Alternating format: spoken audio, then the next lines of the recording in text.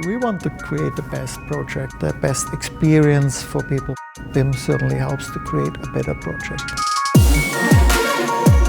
The Optus Stadium project was 149 Revit files, 21 gigabyte of data. Using BIM on a project of that scale helps tremendously.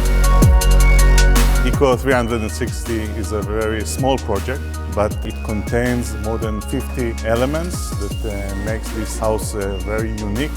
Working with BIM and doing simulations and optimization made me sure that we are on the right direction right from the start. The name of the project is New School of Engineering, which is part of Brown University. BIM allows us to share data seamlessly and allows our trade partners and our design engineers to work together, make changes and coordinate all in the one environment. Baptist MD Anderson is an exciting project. It's a complex 9-story cancer treatment facility. Building information modeling is key to this project. It's the complete workflow from the very beginning of a project through prefabrication, all the way through to the information delivering to the job site. When you see this building, the design and all the elements, they were very specifically chosen, and it's a project that is intended to be a beacon of hope. We have a 100% success rate on all of our units that we're delivering to the job site. And the only way that we're able to have that success rate is by having the information delivered by Autodesk and BIM.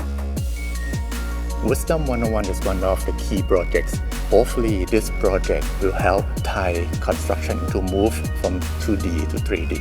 Use of BIM reduce a lot of change orders, reduce a lot of waste material, and also cost and time has been reduced. We're able to cut off 2 years of construction by 6 months. We can build one building within 1.5 years. ESADX is interesting because of its size. It's a new train station underneath Grand Central Station. Its tunnels leading all the way to Queens, connecting to Long Island City. It was designed with 2D, very traditional tools. We have converted it into the 21st century. We're finding it would be beneficial to digitize the whole city.